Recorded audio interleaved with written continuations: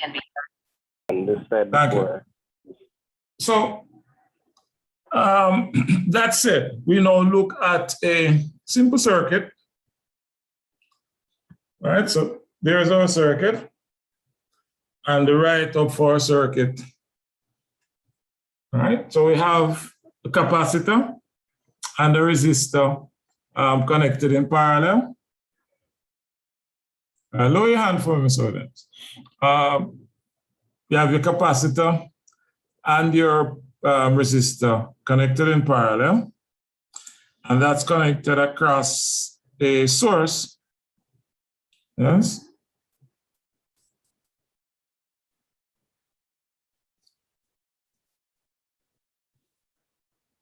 A current source with current I0.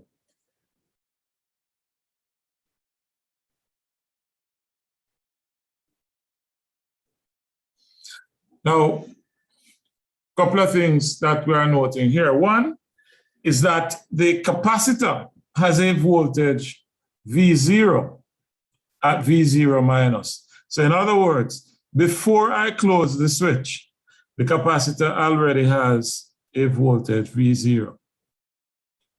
Right? So it is charged to a voltage. And as I said to you last week, V0 is simply the initial voltage. It doesn't mean the maximum voltage. It's just the initial voltage across the capacitor. So the initial voltage of V0, whatever that voltage is, okay, because that, of course, would be dependent on the source across which the capacitor was originally connected. So it has an initial voltage of V0, and then we are closing the switch at t equals 0. So at t equals 0,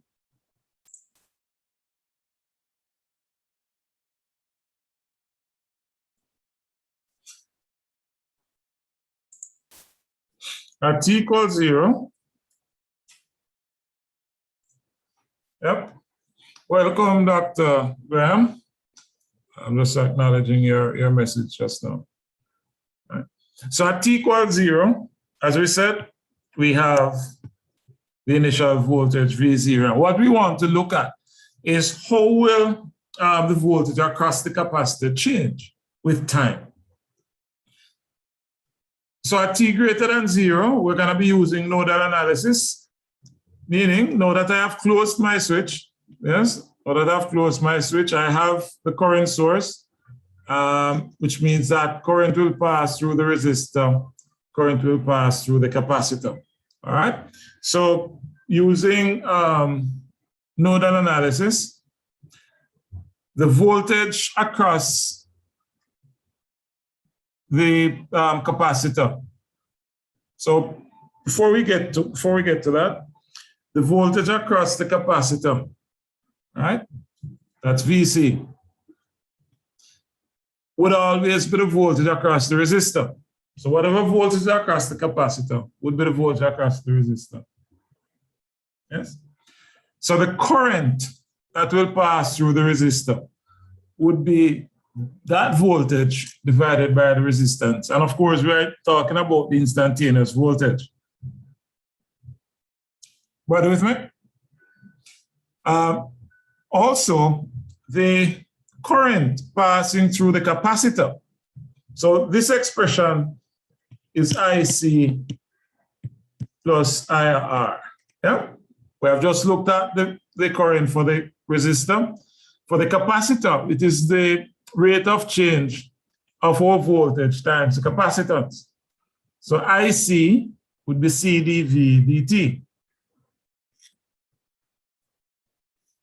Dividing through by C, we have dV dt plus 1 over RCV is equal to I0 over C. Again, as we did earlier, as we did last week or the week before, and the week before, not or, and the week before, and of course, you're pretty good with your math. Yeah. Using separation of variables, we have dV dt is equal to minus V minus RI0 over RC.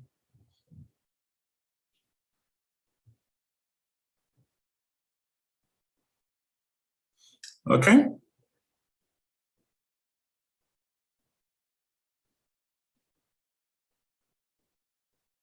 So, from this, we can now integrate. Well, we need to simplify that a little more, and then we integrate. Everybody with me? Can I move on? Yes, sir, you can. All right.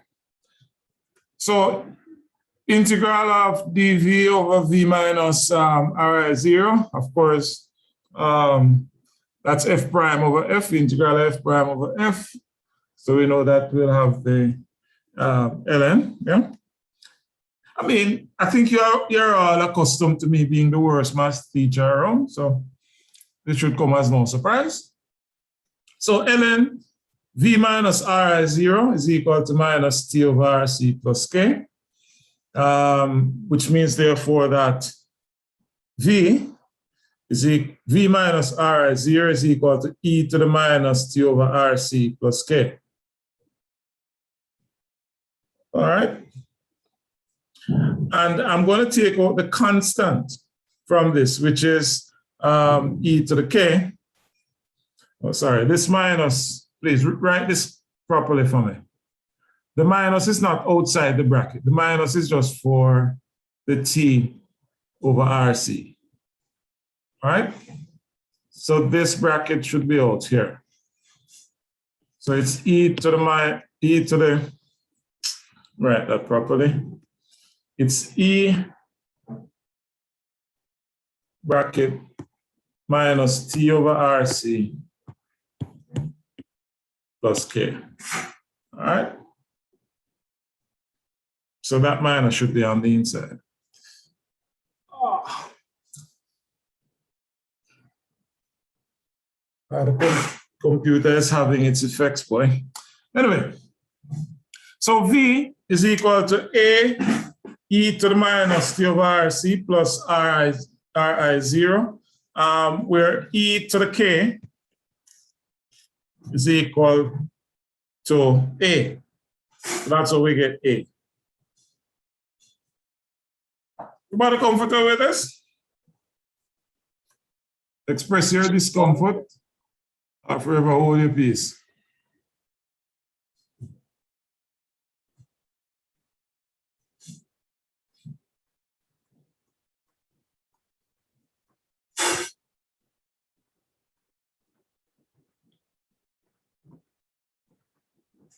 All right. So I have. Oh, sorry, you just put it as a constant. Oh, so we have, this would be e to the k times e to the minus t over rc. Yes, sir. So we are saying e to the k is a. That's all.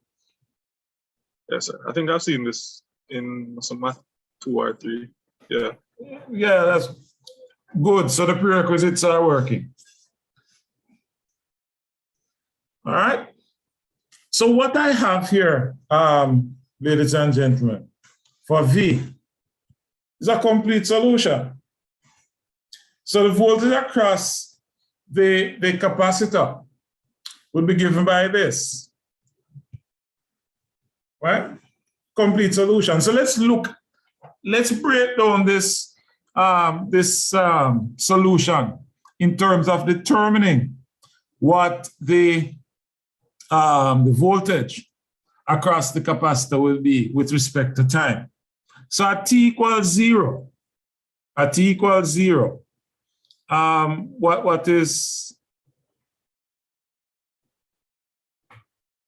is V? A, sir. A would be a constant, so A. At t equals 0. T equals 0. RIO. A plus RIO. Oh. What was the question? A plus RIO. Yes, sir. All right? And that would be the voltage across the capacitor, right? Now, as t tends towards infinity, what is VC? RIO. All right, so VC is now RI0. Now, look back at the circuit. Is that what we would have expected at infinity? And tell me why. I'm assuming you drew the circuit, eh? So at t equal infinity, is this what we would have expected in terms of the voltage across the capacitor? And I want you to explain it to me.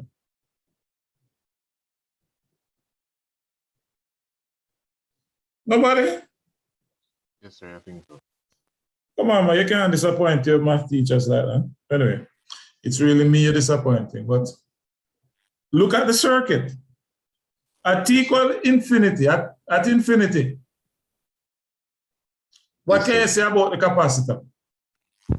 It'll be fully charged. So what do you expect? If the capacitor is fully charged, what's the current flowing through it? 0. So 0. So where would I0 be flowing? through the resistor. So the question is this correct? Is that what you expect? Yes, sir. Yes, sir. Gentlemen and ladies, we have to, think through these things. We have to go beyond high school, no? We have to look beyond what we are comfortable with. So at t equal infinity, this is fully charged. Therefore, IC is 0. So it means that all of I0 will pass through R. So the voltage across the capacitor would be equal to I0 passing through R. All right? So after we have completed all the fancy math, Mr. Brian said that him see it in math 1 or 2 or 3. I don't know which one. I think it's 2. All right? After you have done the math, remember, part of networks, part of the electrical networks, is that you now have to apply it and see that it actually works for the circuit. We now have to interpret the results. That's how it goes. So, back to what we said earlier, with this complete solution, we now have the complementary function, which would be the transient. And then we have the particular solution, which is the forced response. So we are looking at what happens at infinity, and we are looking at what happens in terms of the transient. All right? So we're now going to talk a little more about how we get A, generally speaking. And there's another coefficient. Well, we're also going to look at what we call B. So we're going to look at how we find A and B based on this forced response, based on the fact that I have now applied a source to the circuit. But before we get there, I just want to talk a little now about the values for A, and of course, looking at the currents passing through the circuit. So how do we find A? Remember, conservation of charge, 0 minus equals 0 plus equal V0. So at the time I close the switch, what we are saying is that there is no immediate change in terms of the voltage across the capacitor. For the inductor, we use the principle 0 minus I at 0 minus equal I at 0 plus equal whatever the current was or is. All right? Okay, so at t equals 0, V0 equal A plus Ri0, which means that A is equal to V0 minus Ri0. Not too bad. That's what we expect. So it would be whatever the voltage was across the capacitor minus the ultimate. the new steady state. Right? So A would be the difference between the initial and the new final. So in this instance, V, and I'm now substituting for A, because remember that's A, as we are seeing here, that's A. All right, so Vt is equal to Ri0 plus V0 minus Ri0 e to the minus t over Cr. And we can now that we have found A, yep, now that we have a value for A, we can now put in the values for t as we know it. So let's do the substitution. At t equals 0, based on, know that we have A. At t equals 0, for this equation, at t equals 0, what is Vt? What is the voltage across the capacitor? V0. V0, right? Because we have Ri0 minus Ri0 plus V0. So Vt equal Ri0. As t tends towards infinity, what is Vt?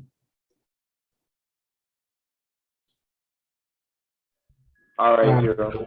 Ri0. So what we are saying is that we now end up with a new steady state, which is dictated by the new source that you have applied, because I0 is the source. Remember, that was the current source that was feeding the parallel connection. But you see that? And I can now give a graphical representation to all that we have said. Yes? So at t equals 0, we have it at V0. Yes? And so for the forced response, this is the forced response, this is the natural response. Okay? So at t equals 0, we have it at V0. It's a forced response. And as time tends towards infinity, the voltage tends towards Ri0. Okay? For A, at t equals 0, we have V0 minus Ri0. Yep. And then as t tends towards infinity, this value goes to 0.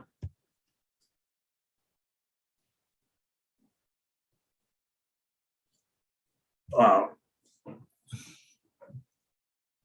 Oh.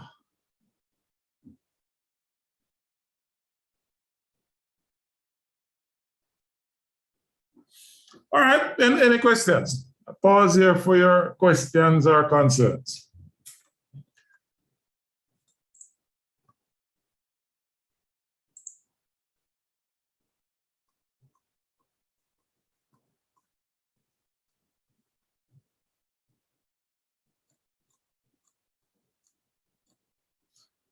Oh, folks, I don't want you to.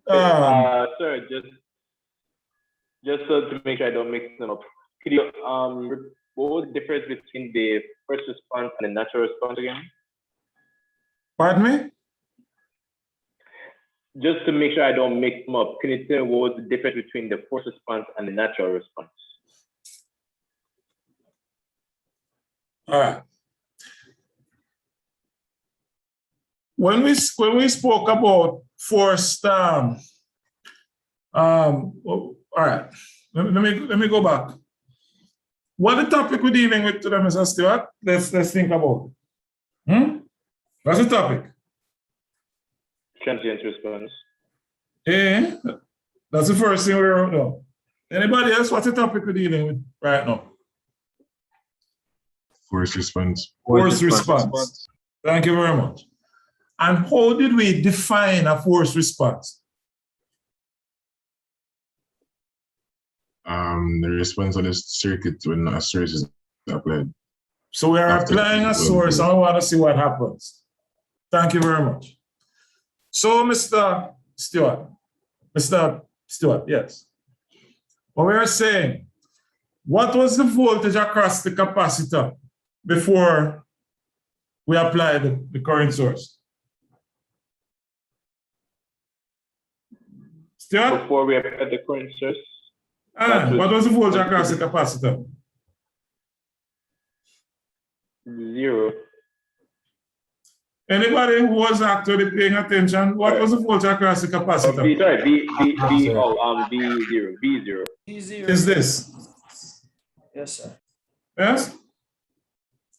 With time, as you look at the equation you just had, when time reaches infinity, as time tends towards infinity, what is the new voltage across the capacitor? RI0.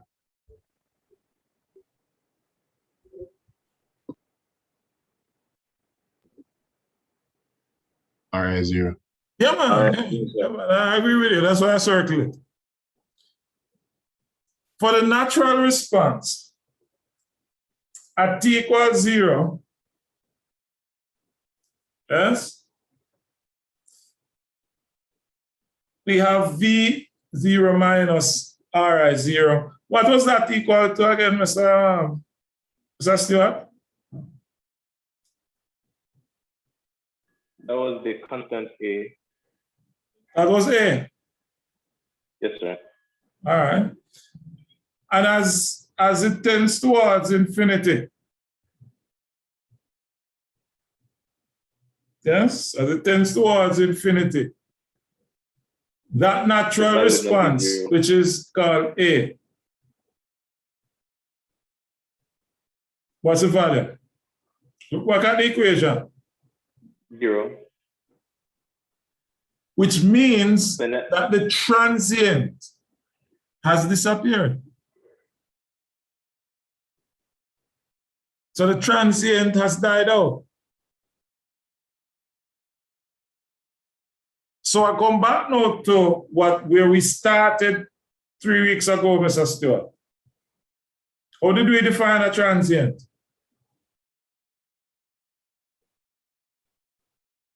transient is like explaining the change in state. I don't want any like anything. Okay. Tell me what a Explaining the transient change is. in state of a circuit. Go again? Transient is explaining the change in state of a circuit whenever there's a change in the properties of a circuit. All right, kind of clumsy, but we work with it. Huh? So the fact that I have closed that switch, the fact that I closed the switch, do you expect that there's going to be a transient response in the circuit? Yes, sir. Huh? Which is this, which is described by that. And we are saying that as t tends towards infinity, that transient dies out, and what you're left with is a new steady state. Okay. Now, I know Mr. Stewart is the one who asked the question, but I know a lot of you wanted to ask. Yes? So now you have got the explanation, and I've taken you 3 weeks back. Well, 2 weeks technically. All right? So now that we hopefully are a little clearer, let's look at the whole matter of the current in our circuit.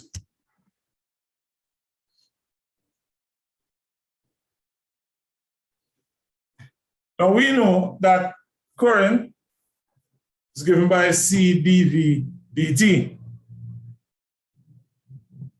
Yes? dV dt, right? This is the expression, that's V. Yes?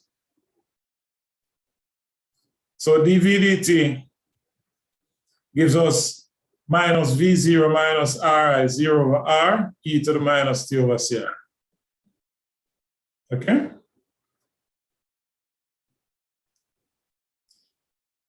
Now that is the current through the capacitor. And based on what we just said, what would be the current through the resistor? If that's the current through the capacitor, what would be the current through the resistor?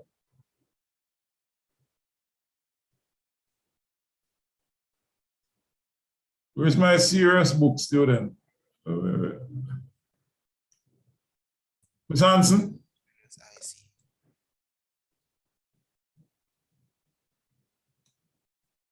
Ms. Hanson, you log in and gone? No, sir, I'm here. Hey. So Yes, if I see is given by that expression, how do we find IR? The current, the output, the big I current take away IC. That's I0 minus Yes, sir. IC. All right. So the current through the resistor would be I0 minus IC, which would be equal to I0 plus V0 minus, well, you see the expression there. I don't need to repeat it, all right? So we have an expression for the current through the resistor, yes? And of course, we can test, ladies and gentlemen, whether or not these currents are true, these expressions are true, based on what we know about the operation of circuits, yes? At t equals 0, yes? We'll have V0 minus Ri0 over R. We'll have the difference. What that is giving us will be, because remember, at t equals 0, this would have been our A. Let's go. And that would be the resultant voltage across the capacitor. But as t tends towards infinity, there'll be no current flowing through the capacitor because we know that the capacitor would have been fully charged. So all the current would be from the source. So all the current will now go through the resistor. So whichever way you look at it, it must make sense. The math must make sense. All right, so if we look at that at t equal, as t tends towards 0, towards infinity, that's equal to 0.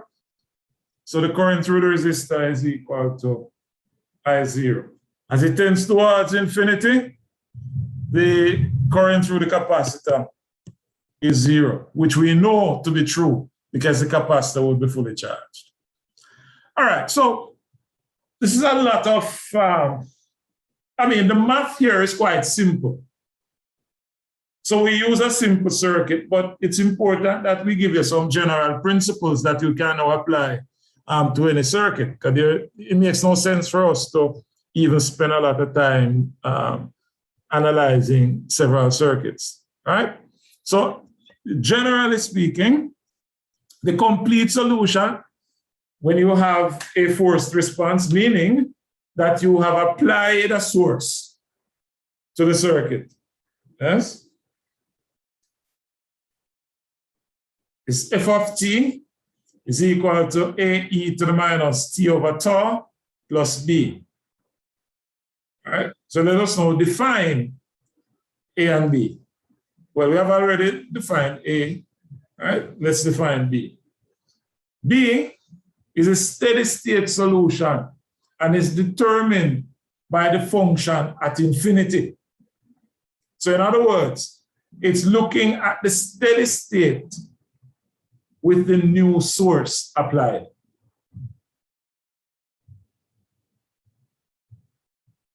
So when I apply this source, yes, it's what is the steady state?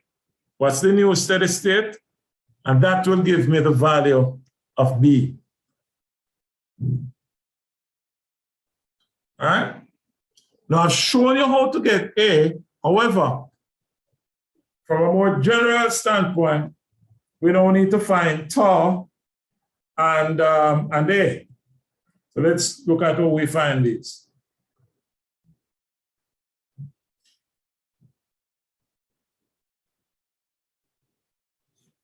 A is given by f of t, which is equal to f of t minus b. Simply put, it is the original minus the new steady state. That's what it is saying here. So it's the original minus the new steady state.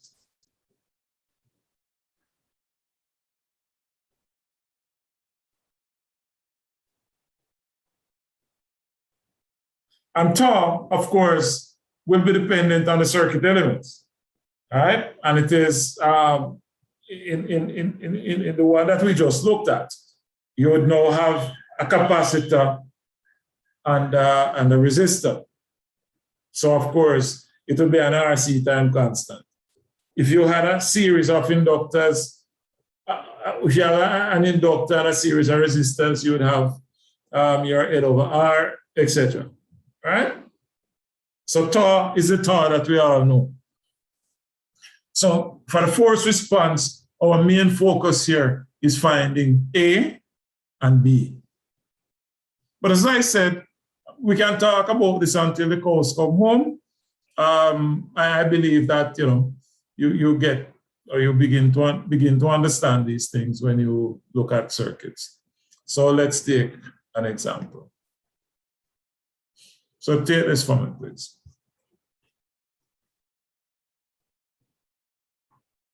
And the question is as shown.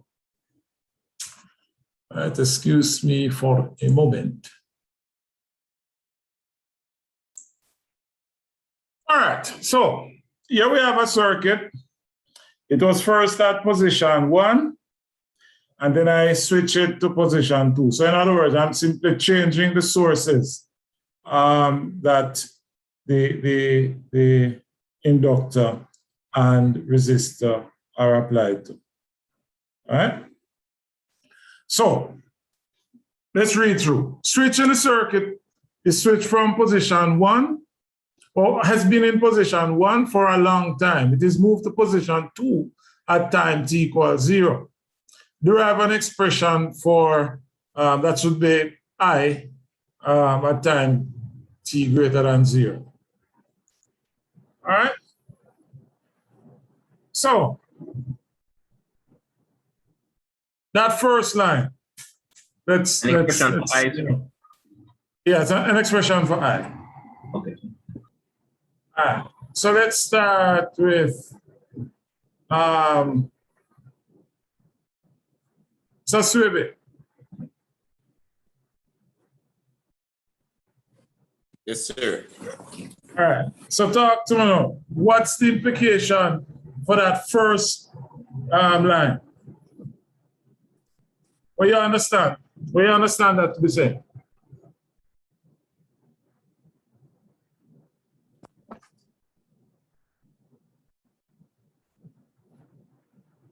So Swibi.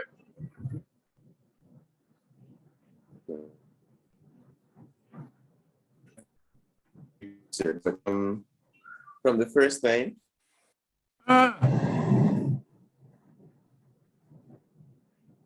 Sir, you hear me now?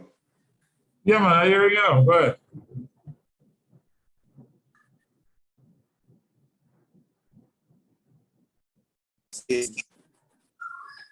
The implication that I have. You're breaking up. All right.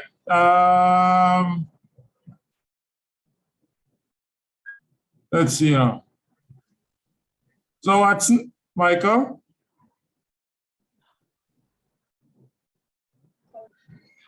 Yes, sir. What do you understand the first line to be saying?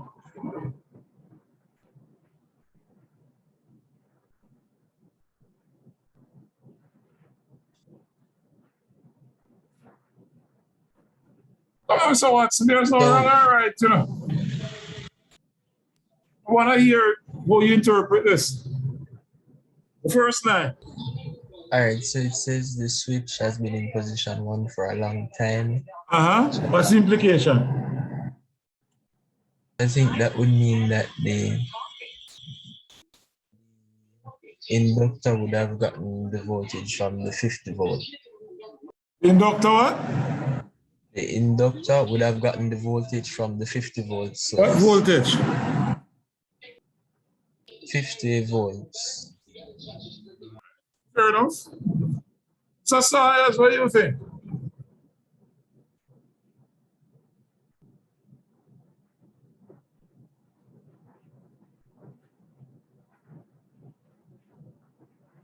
Oh, so Sayas not in the room?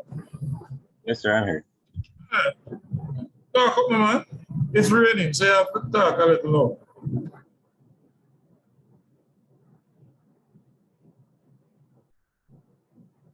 The inductor is being supplied by load 50 volts after it passes, after it's reduced by the 40 ohm resistor. All right. Remember, you know, I have not asked you about anything technical, and I just want the first line. Yeah, Mr. Bryan, I saw your hand, but I was giving other persons a chance. Well, let me hear you. Sir, I interpreted to say that T is tending towards infinity. What's the implication of that? What is it? Implication. It's there for a long time, all right? Infinity, what's the implication? That the inductor would be charged up by the 50 volts. What do you mean by that? I don't know what you mean by that. What do you mean by charge up? You have a charge up on an inductor? Come on. That current is flowing through the inductor from the source. Oh, current, all right. Fair enough. At least we get one step closer. Yes, Mr. Gale, I'm hear you. Tell me what you understand from that. Sir, it means that the current through the inductor would be constant and the voltage across the source. What do you mean by constant? I don't know what that means. Sir, because it's a DC current, sir, that is going That's what you mean by constant. All right, before I say yes or no, let me hear you, Mr. Marsh. Where is it? Are you pull on that? No, sir. My hand is still up, sir. Go ahead. So what I'm saying is that for the first statement, sir, is saying that the inductor will be short circuited, seeing that No, we know short circuit the people of inductors are. No, sir. I see that the magnetic field will be decreased, sir. So all the current will be running through it. What do you mean by that? That sounds fancy. You know I don't like fancy. I want simple. If you can't explain it for your mother to understand that you're not explaining it properly. All right, so what I'm saying is that the voltage across the inductor would be 0. Okay. Therefore, and at what stage would it be 0? When time increases to infinity, or is at infinity. What do you mean by that? What is this fancy infinity? What? Yeah, you ever go to infinity? Steady state, sir. It's a steady state. Thank you for. You realize we just spent 6 minutes. Yes, sir. For you all just to tell me that. So the implication with it being at 1 for a long time is that it would have achieved steady state at position 1. That's it. You remember, you know, we want to keep it simple because if we can explain it in simple language, it means that we really understand it. Right? Not because we're doing engineering. Right? We must be able to explain technical stuff in such a manner that a normal man can understand. So we have reached steady state. And so, given that we have reached steady state, what's the current through the inductor while in position 1? 0, sir. 0. But the something reached steady state, how can it be 0? Infinity. 12.5, sir. How can it be infinity? 12.5. Look here, no man. Might be reaching through the computer. Look at the circuit. I don't want anybody guess anything here.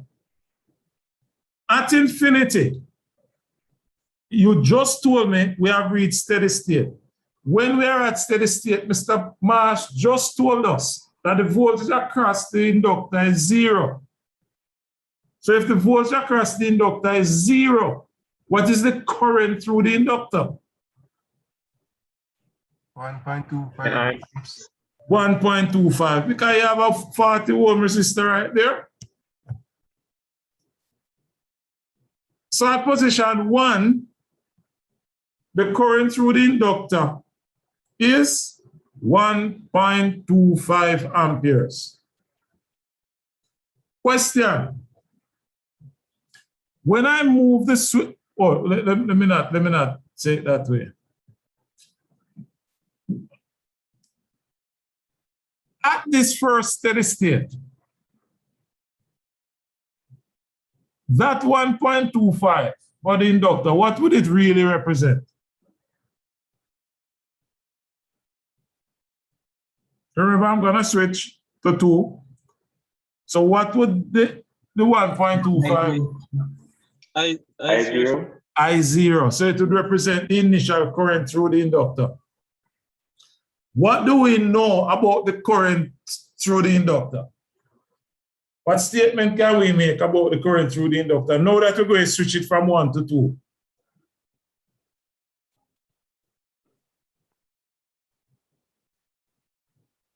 So it remains the same. The current will not change. It remains the same.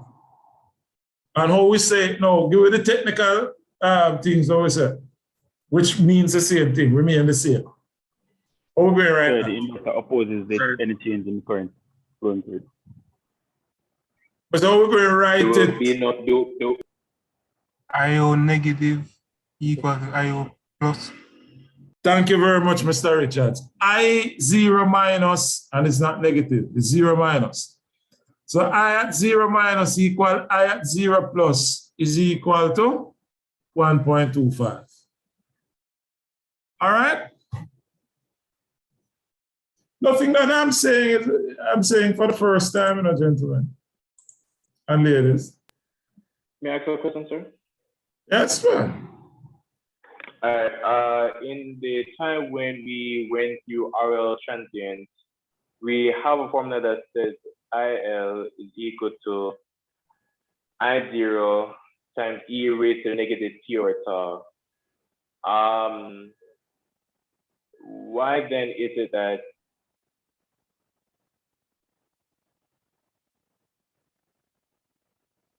waiting. Go ahead. It would not. Why is it then that when T goes to infinity would not be 0? Is the IL that wrote down not the current to the inductor? All right. So may we go again, Mr. Stewart? That formula that you just read out to me, what does the small I represent?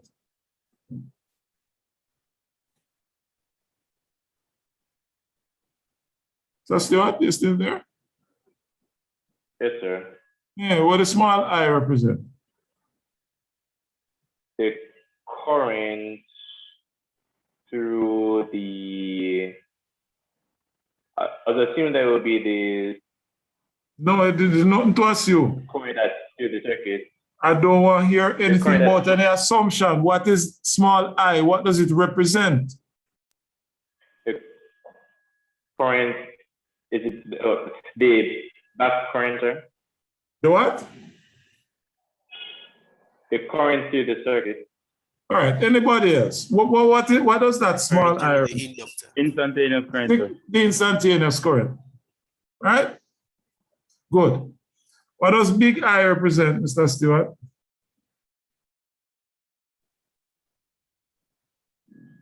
The current to the circuit, sir.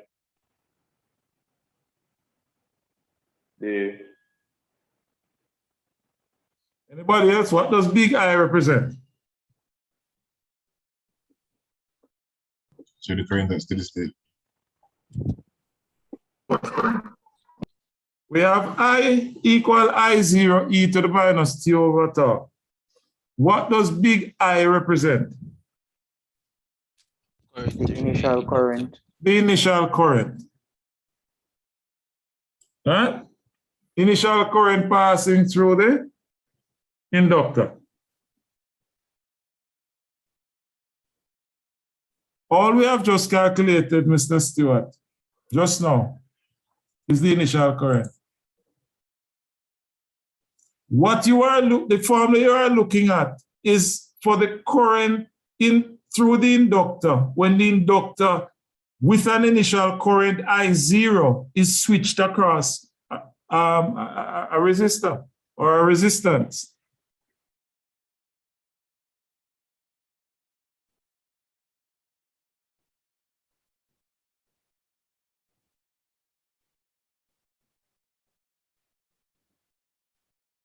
Which is what we started this lesson by saying, that all we have looked at so far are source-free circuits, where the reactive elements were used as the source of energy. You remember those were the first words.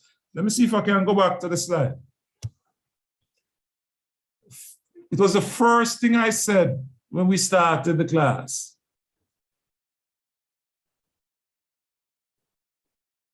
You see it, Mr. Scott?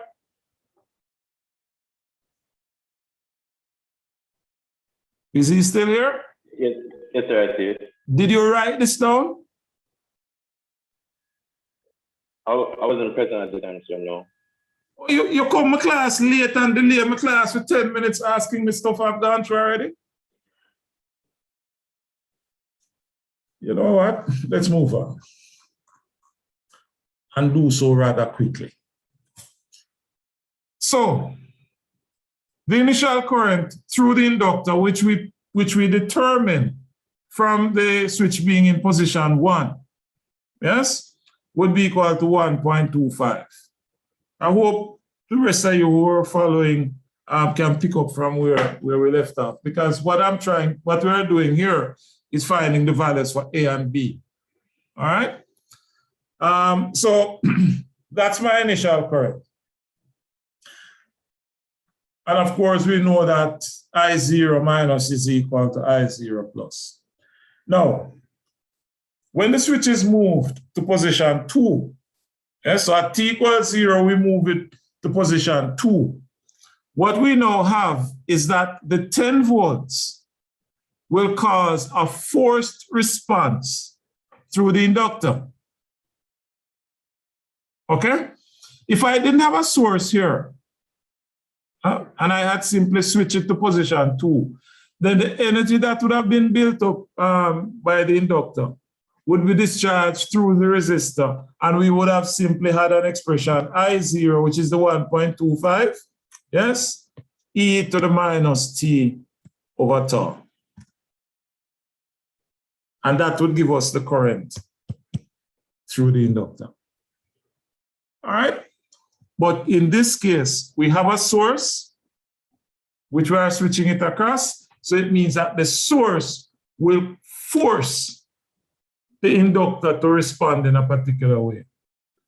Now, remember what we said. B, yes, was given by the function at infinity. All right?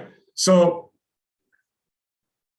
we want to know when we have switched it to position 2, long after, what would the current be equal to?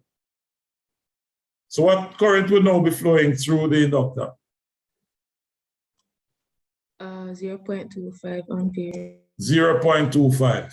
Thank you. So it would now be 10 over 40.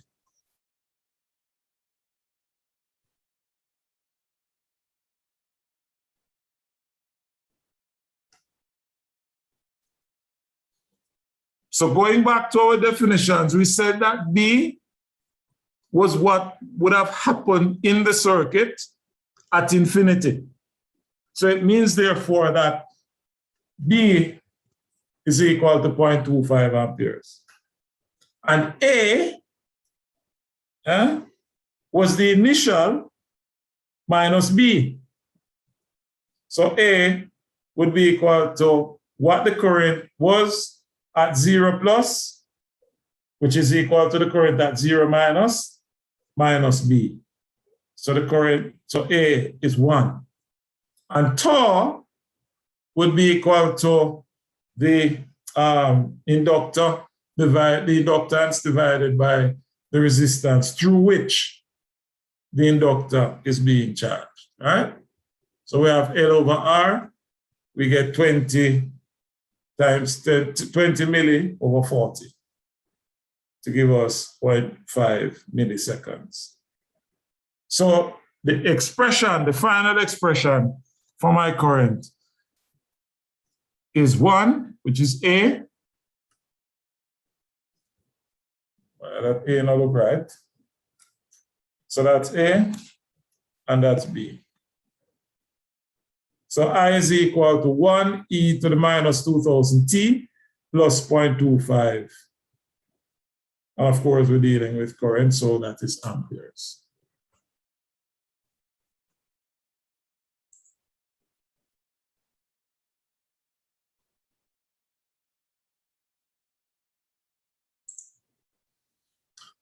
All right. So that's your first example here. Eh?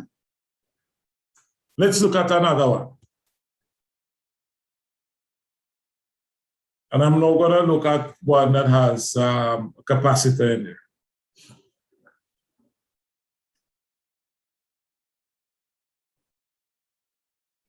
Wait, sir, hold on. Can you go back 1 second, please?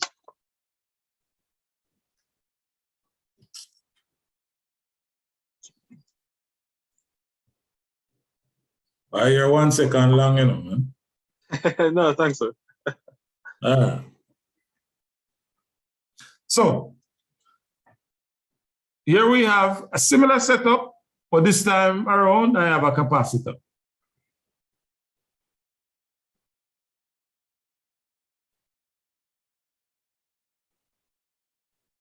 Now I'm not told anything about long time. But you get a question like this, what you would do is to state your assumption.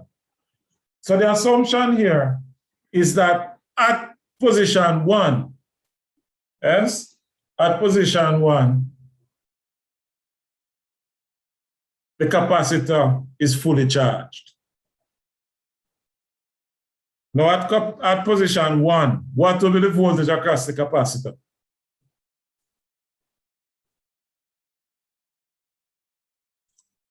A 100 volts. 100 volts. Thank you, Ms. Campbell.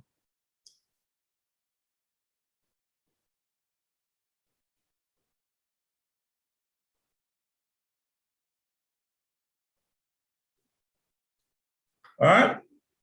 Does everyone see that? Why it's 100? Is there anyone who don't see why it's 100? That's the easier question. Okay. So at position 1, with how the circuit is set up, the voltage across the capacitor would be 100 volts. Okay? Now when I move it to position 2, at t equal infinity, what's the voltage across the capacitor?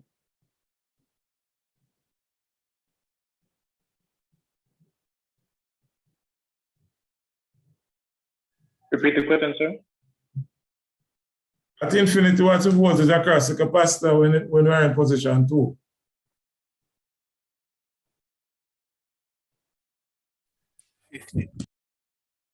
Huh? 50. You sure? Negative. Negative. Negative. Minus 50. All right?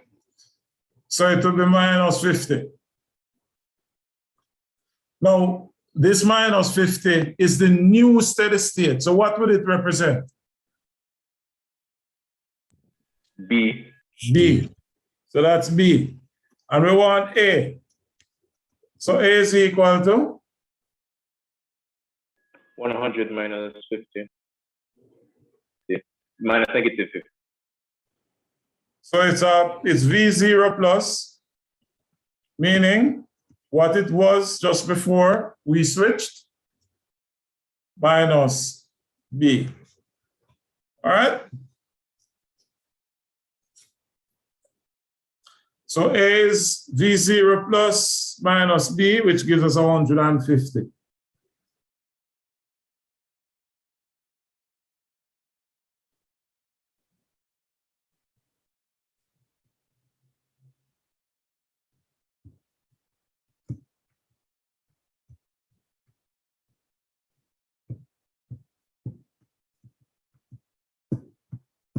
All right.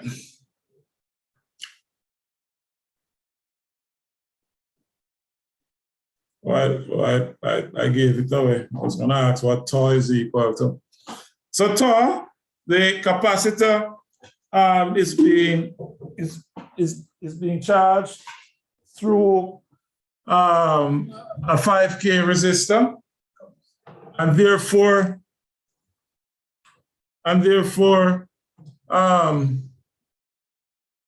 tau would be RC,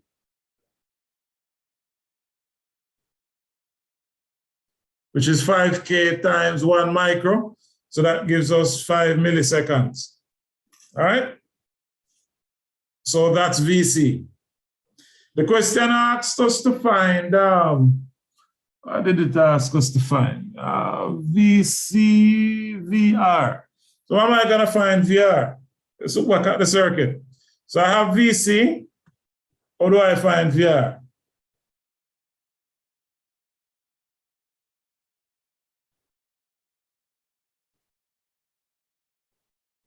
Having made the switch, how do I find VR? If I know what VC is equal to, how do I find VR? V will be equal to VC minus 50, sir. Huh? I didn't get that. 50 minus VC. 50 minus VC. All right, well, let's write KVL, eh? Let's go around the loop. So VR plus VC plus 50 equals 0. Gentlemen and ladies, what we did in networks 1 still applies. We still have to look at potentials. So of course, VR is equal to minus 150 e to the minus 200t. And so if I wanted the current through the circuit, it means that you just find VR and divide by R. All right? Or if you, since you know VC, the current would of course be C dV dt. If you want, differentiate. So whichever way you approach it, you get the same answer. All right. Any questions? This is not something that you're going to fully understand during this class. So, expect to do a few more on your own. And of course, I will help you along that process by giving you some classwork on this. Well, not classwork, an assignment on this.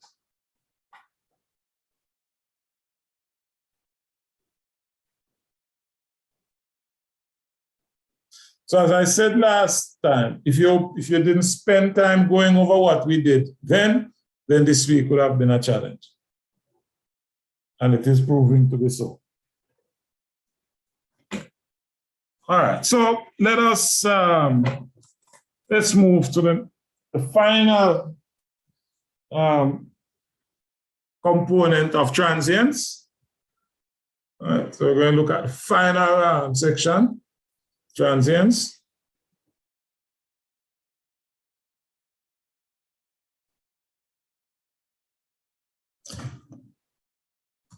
So we don't look at RLC circuits.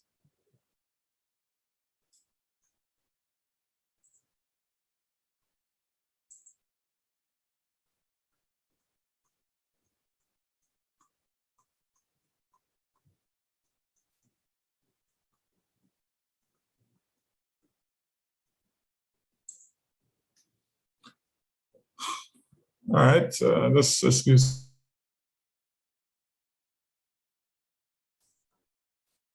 Okay, so we have an RLC circuit, and the fact that I have inductor and capacitor connected means that in terms of their operational features, those remain the same. So the question is, how do we combine the two? How do we look at the the operation of your inductor and your capacitor when combined in a circuit. All right? That's basically it. So let's get cracking. As before, a nice series circuit, so we can use KVL, right? KVL. So we have VR plus VL plus VC. Yes, Mr. Brian? So I don't know if you're gonna get to this, but well, you're more than likely will, but a question came to mind in terms of like before when we had T tending to infinity and knowing that the capacitor would have been fully charged, meaning no current passes through it over that period of time. I mean, at that period of time. In a case where they're all in series like this, like when we add, if we were to add like a source and we're dealing with T tending to infinity, does that mean like absolutely no current would be flowing anyway because it can't pass through the resistor, through the capacitor at T tending to infinity? Something like that may happen. Ultimately, the capacitor is gonna be fully charged, gonna charge. Ultimately, but then again, you also have the inductor, which we know at steady state supposed to can be represented by a short circuit. Yes, sir. You know, so the question is, we're supposed to have all the current flowing through that. But then at the same time, you're saying that this would be fully charged, so no current. So No on current, one yeah. hand, one element is saying I'm supposed to get the maximum current, and the other element is saying it's supposed to get zero. So the question is, where do we go and how do we determine what is what? Yes, sir. So you're thinking, and that is good. That is good. So let us see. Now, with the current that we are showing there, and given those polarities that we are showing, this current, so the objective here is to find an expression for the circuit current. So big question. What will be the current flowing? What will be the voltage, VR? What is VR? It's voltage across the resistor. R, sir. Huh? I times R. IR. Good. How about the inductor? What will be the voltage across the inductor? LDI dt. LDI dt. What's the voltage across the capacitor? T integral.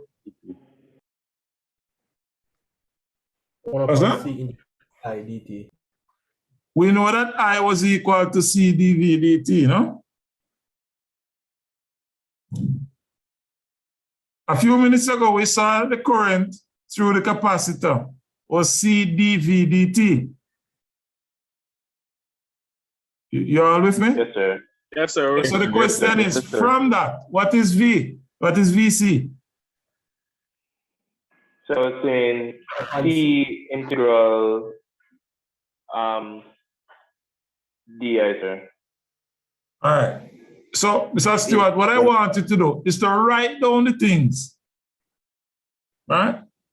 So Sir, again, would it be yes, Mr. Humphrey, go ahead. would it be 1 over C the integral of I dt? Thank you very much, Mr. Humphrey. All right, just write down the thing. It's not school's challenge. All right? It's not the first to press the buzzer. What we want is for you to be thinking things through. Yeah? So you don't make them sort of mistake. So we have VR, which is RI. We have VL, which is LDI dt. And we have VC, which is 1 over C integral of I with respect to T, which is what we have here.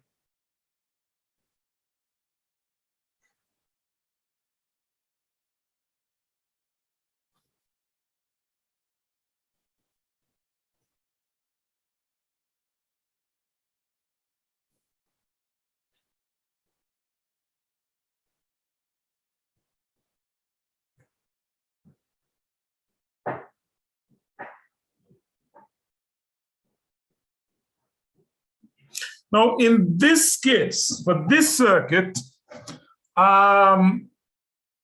we have no source, eh? But if I had a source, then of course, we know that that would have been equal to V, whatever the supply is. Agreed? Yes, sir. Good, beautiful. So keep that in the back of your head. All right, so if I were now to differentiate with respect to T, yes, then I have R dIdt plus L d2I dt squared plus 1 over Ci is equal to 0.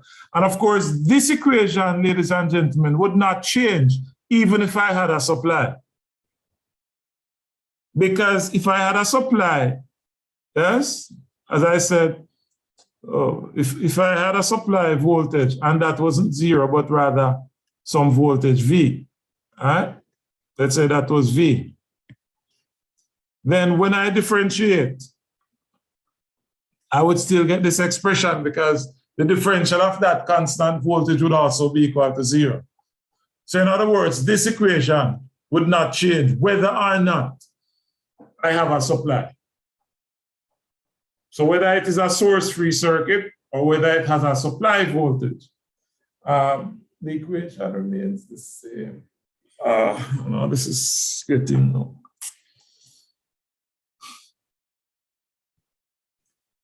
But I don't know your students do this online thing, you know. You need to go get vaccinated and come back in the classroom. Very easy, man. My neck is killing me from this, you know, and I only come here a couple hours a week and you have to do it, what? 20 hours a week? Every single day. This is ridiculous, man. I hope you're all vaccinated. Sir. Huh? Well, wait, pardon everybody else. Man, you all need to go get vaccinated and let's get back to class in January, man. This is madness. All right. So that was my public service announcement. No coming back to networks. But my neck is killing me, though. I'm serious about that one.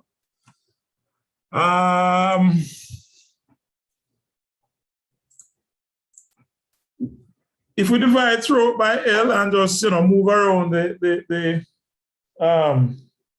the second differential, put that at the beginning, just clean things up, make it look halfway decent. All right, we have d2I dt squared plus R over L plus 1 over LC. And of course, this is a second order differential equation, yes? And our auxiliary equation from that would be S squared plus R over LS plus 1 over LC, yes?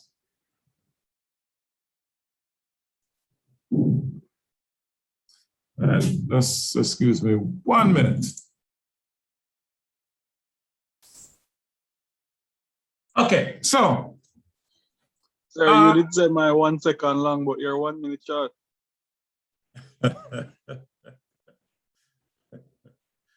Okay, sir.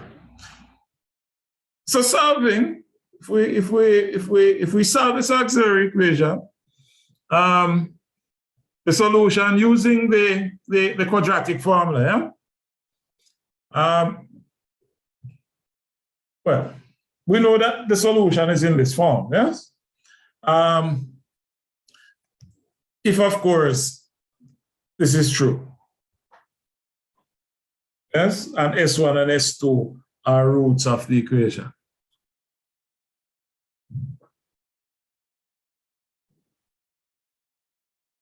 Okay? And I went ahead of myself there just now. So the solution of the equation is in the form A1 e to the minus e to the S1t plus A2 e to the S2t. If, yes, this is true, which means that this is true if and only if S1 and S2 are roots of the equation. Now, I know that, we're going to really go through all of this in math. And you may have forgotten all of this, but we just put it in, all right?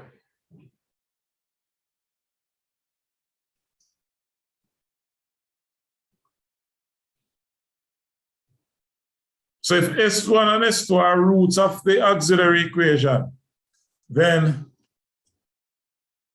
That is true. Quick question. Is there anybody in the room who have never done differential equations? Beautiful. So I can speed up. All right. Therefore, using the quadratic formula for our auxiliary, we have S1 and S2 minus R over 12 plus whatever you see in the bracket there. And that is in the form minus alpha plus beta.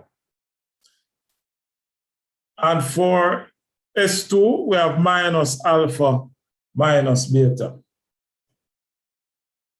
Right? Where, of course, alpha is R over 12. And beta, yes, is R over 12, which of course we have just established is alpha. So beta is equal to alpha minus. Now, standard, we know that omega equal 1 over root LC, no? So 1 over LC would be omega squared. So what we have here is alpha squared minus omega squared. All right?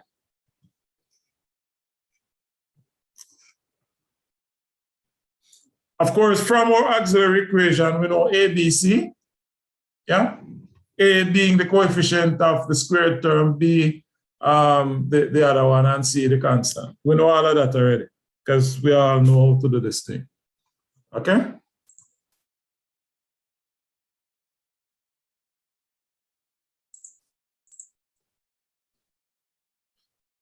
So as we said, that's alpha. And we know omega is equal to 1 over root LC. So it means that beta is given by, oh boy, by this thing.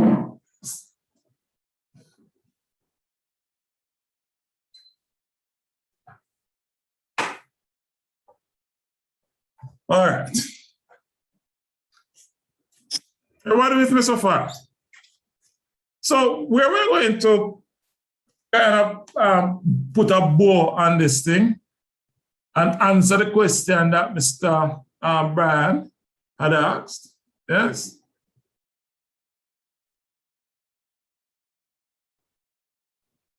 Is that the current equation? Remember, you know, this is the form, remember we established that that's the form of the equation, yes? That equation is going to be dependent on the discriminant of the auxiliary equation, which is really, and we know discriminant is this, yeah? Right? So it's really what is within the square root sign that's going to dictate the type of current response that we have. So that's what we're talking about. So the discriminant is that. And in that, we know we have, that's alpha, and that's omega. And every time, because I have to say what I'm saying on the book, you know, I struggle with it. But anyway, we know we have some arguments about alpha and omega. All right? For those who understand where I come from, you know, that's a challenge. Anyway,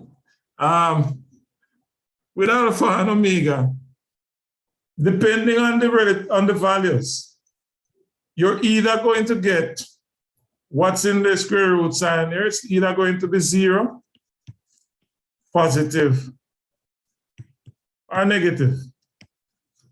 If it is 0, it's going to cause the current equation to be of a certain form. If it is positive, of a different form. And if it is negative, again, different form.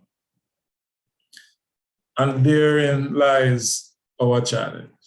So the current equation will be dependent on the discriminant. So the possibilities, the 3 possibilities, which I just mentioned, yes? 1 it's real and positive. So if it's real and positive, it simply means that alpha is greater than omega.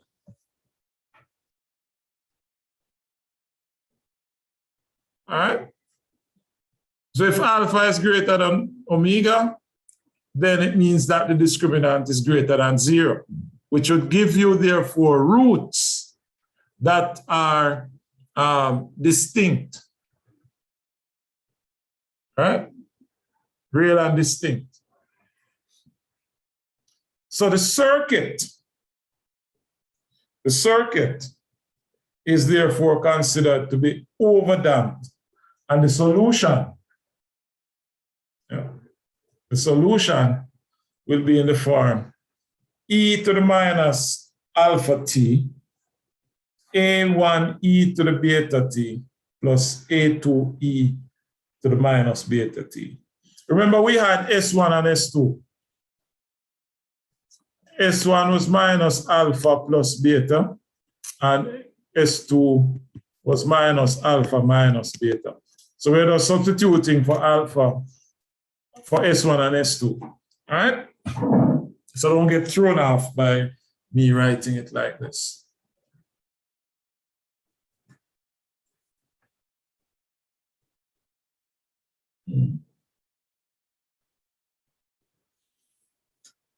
Okay, folks.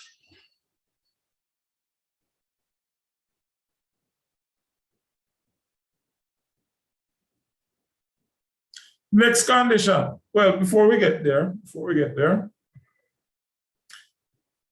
what do we mean by overdamped?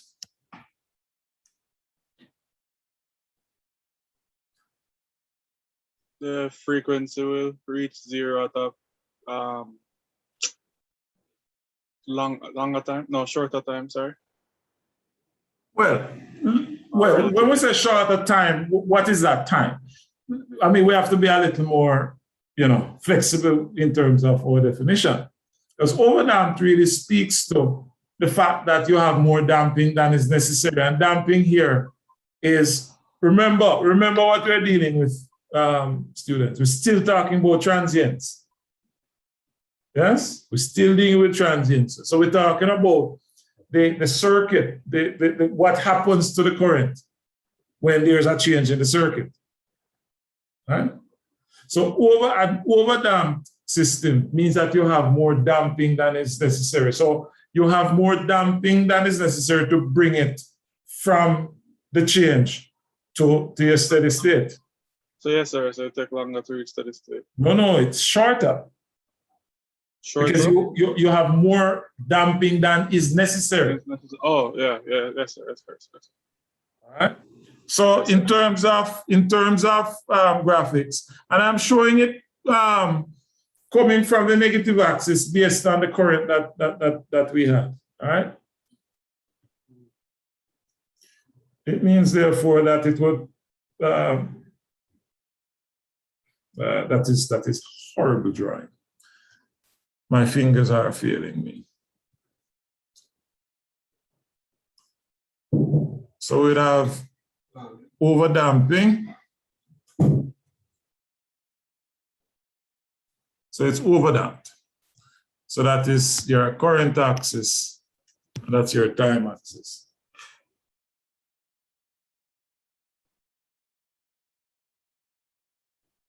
So the first condition is that alpha is greater than omega, and we get an overdamped system.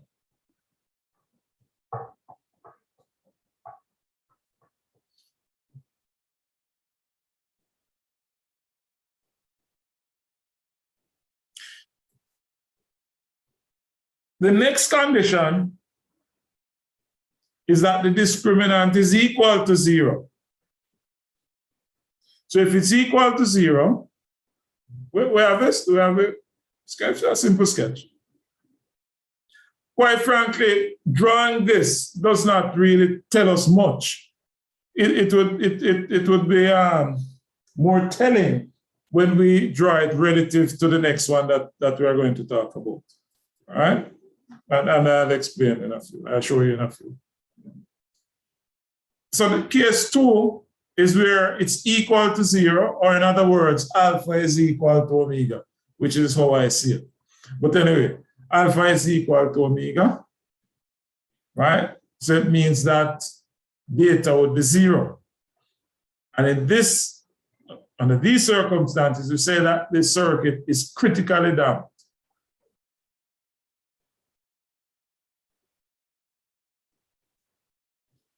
In other words, for critical damping, what that is saying is that the system has just enough damping to prevent oscillation. So it will bring it to steady state with just enough damping. So that's critical damping. So if I put it on the same axis, all right, it means that it would be critically damped. Right? You understand that these are, right? So the critical damping would take it to damping with just enough damping.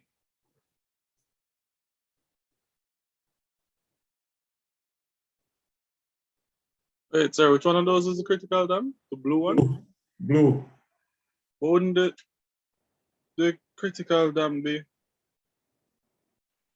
less time than the, well, yeah, wouldn't the critical damping be less time than the overdamped? Let's go again. If it's overdamped, it means that you have more damping than is necessary.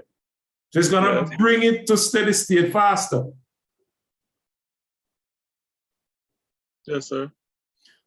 Think of it. And when it's critically damped, it's just enough. It's just enough to bring it to steady state. Yes, it's just enough. So think of it like a spring. Mm-hmm. All right. If the spring is extremely rigid, yes, sir, and you try to compress it, no, that's a bad example. That's where my such a horrible example. But anyway, the overdamp is saying that you have more damping than is necessary. Critical means that you have just enough. You have just enough damping to prevent. That's where my initial confusion lies with it, sir. Yes, sir?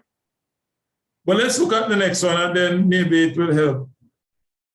Oh, sir, I can go back to the case 2 or just one minute, 1 second. Case 2? Yeah, the final equation. I just write in the last. E to the minus alpha t a1 plus a2t. So this is the form it will take.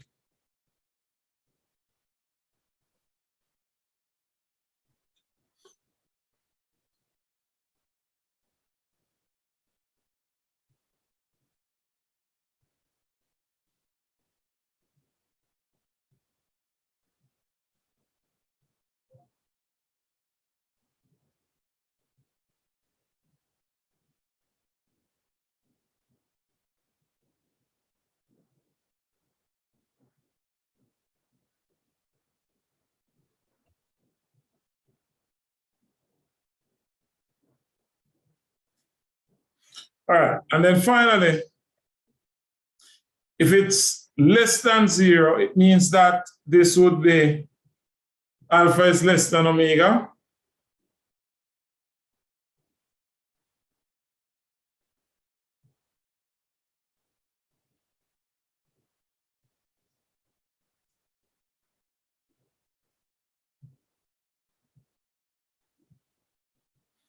And it will be in the form, and please write this carefully. So it's e to the minus alpha t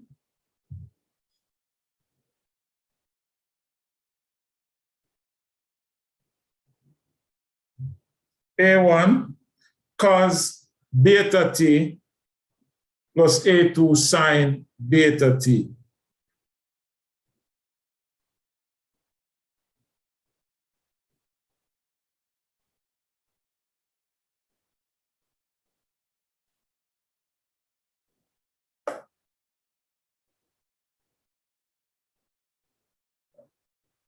And just note,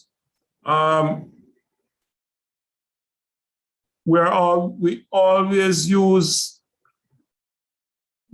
in this case, beta in radians. So beta is in radians.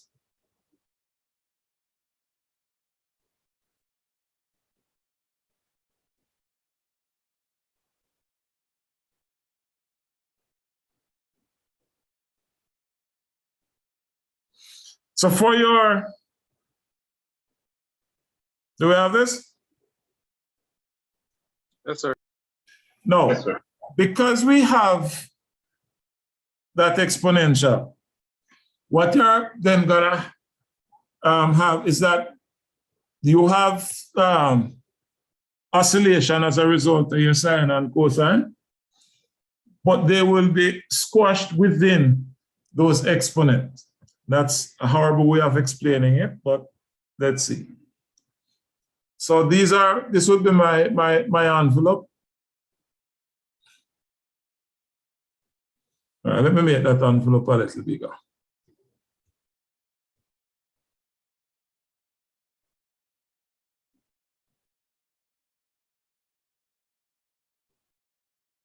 All right, and then here we go. So you'll have your oscillations, but they will die out in time as a result of the exponent.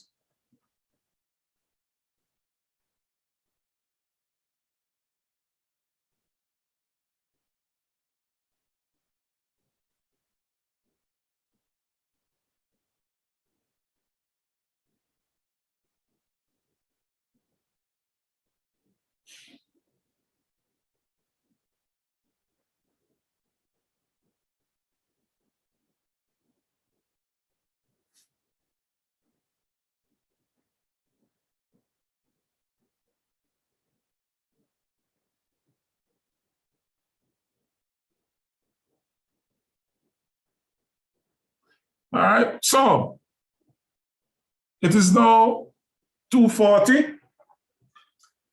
And ladies and gentlemen, we have now finished all the theory that we have planned for transients. From here on, it's just a matter of doing some questions. So I will do that in our tutorial session starting at 3. I really need to go address this pain in my neck. I do have a literal pain in my neck.